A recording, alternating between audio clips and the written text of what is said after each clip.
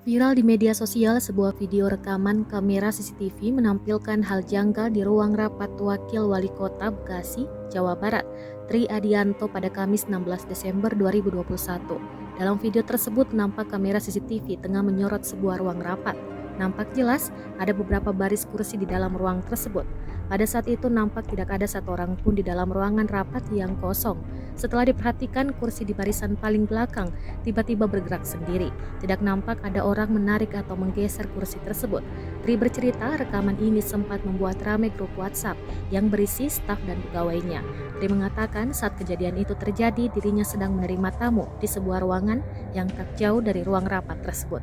Tri diketahui mengunggah video berdurasi 19 detik itu di akun Twitter miliknya @mastriadianto pada Kamis 16 Desember 2021. Netizen pun ramai berkomentar.